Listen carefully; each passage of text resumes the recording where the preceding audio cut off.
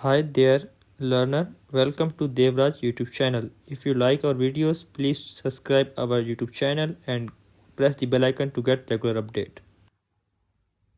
Hello everyone, आज हम start करते हैं गैप प्रिंसिपल का वीडियो नंबर पार्ट 2। जिसने भी गैप प्रिंसिपल की वीडियो 2 मींस पार्ट नंबर 1 देखना हो उसको उसे आई बटन में उसकी वीडियो शो हो रही होगी। GAAP principle lecture number 2 part number 1। Eight principle of GAAP is consistency concept. Consistency concept कहता है accounting principle and policies will remain consistent one year to another.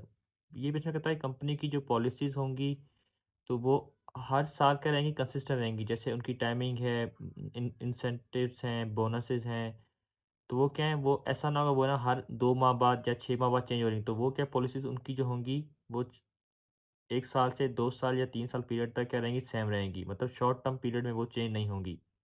Ninth principle of gap is money measurement principle. Only transactions are recorded which are capable of being recorded in term of money. अब ये इसमें कहता है कि हमने सिर्फ उन्हीं transaction को रिकॉर्ड करना है कंपनी में जो कि जिसमें क्या है मनी का यूज़ हो रहा हो। जैसे asset, services charges, building maintenance, जिसमें मनी की या कैश का इनफ्लो या आउटफ्लो हो रहा है, हमने सिर्फ उन्हीं को रिकॉर्ड करना है किस अपनी गुड बुक में या फिजिकल बैलेंस शीट वगैरह में। 10 principle of gap is materially principle. This exception of disclosure principle, product being irrelevant need not be disclosed. ये प्रिंसिपल कहता है कि कोई भी ऐसी इंफॉर्मेशन जो कि हमारे बैलेंस शीट से इरिलेवेंट हो, मतलब उससे उसका कोई ताल्लुक वगैरह ना हो, तो उसको हम बैलेंस शीट या गुड बुक में नोट डाउन नहीं करेंगे। जैसे फुल डिस्क्लोजर प्रिंसिपल है, हम सारी इंफॉर्मेशन को क्या करते हैं बैलेंस शीट में नोट डाउन कर रहे थे। लेकिन ये प्रिंसिपल कहता है कि जो इन्फॉर्मेशन हमारे बैलेंस शीट को ज़रूरत नहीं है या वो इस फाइनेंशियल पोजीशन के लिए जिस चीज़ की नीड ना उसको हम नोट डाउन नहीं करेंगे। 11th principal of GAAP is prudence and conservatism concept. Policy of playing safe.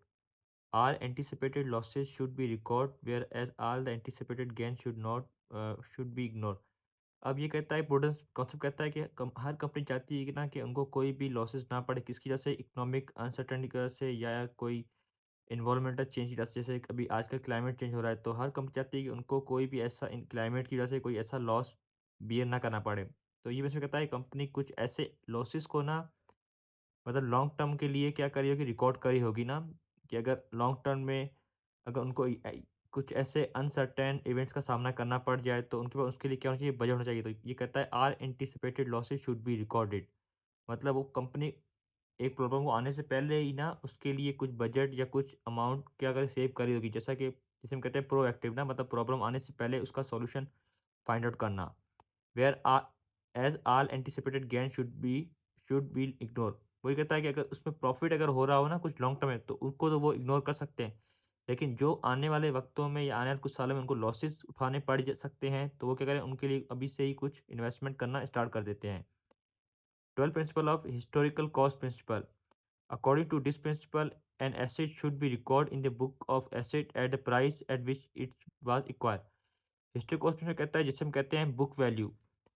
अब प्रिंसिपल कहता है कि आपने जिस भी प्राइस पर उस एसेट को परचेज किया था ना किसी भी वक्त में, तो आपने क्या करना है उसको बुक में उसी प्राइस पर क्या करना है, रिकॉर्ड करना है। ऐसा ना हो कि अगर आपने एक गाड़ी 2012 में परचेज की थी और आप उसको 2022 के अंदर अगर सेल आउट कर रहे हो ना तो आप उसको क्या कर 2022 के रेट में उसको रिकॉर्ड कर रहे हो कि मैंने इसको इतने में बेचा। लेकिन आप ये नहीं देख रहे कि ना कि आपने 2012 में उसको कितने में खरीदी थी ना, आप समझते हैं कि ना आप मतलब उसको परचेज कर रहे हैं एक प्राइस पे, रिकॉर्ड कर रहे हैं दूसरी प्राइस पे। तो ये क्या इसमें क्या इन्फॉर्मेशन का मिसमैच हो जाएगा ना, पता नहीं चलेगा फर्म को कि हमने कितना इस पे प्रॉफिट हुआ है, कितना इस पे लॉस हुआ है। 13 principle of GAAP is dual concept. Every transaction have two effects, it's also called double entry concept. तो ड्यूअल कॉन्सेप्ट क्या होता है कि हर एंट्री के दो कॉन्सेप्ट होते हैं या डुअल इफेक्ट होता है। जैसे कि डेबिट क्रेडिट, जैसे हम कोई चीज़ ले रहे हैं इक्विपमेंट तो इक्विपमेंट क्या होगा, डेबिट होगा क्योंकि एक एसेट हम परचेज कर रहे हैं तो वो क्या है, डेबिट। और हम उसको इन रिटर्न में क्या दे रहे हैं, वेंडर को कैश दे रहे हैं तो कैश हमसे जा रहा है तो वो क्या होगा, क्रेडिट।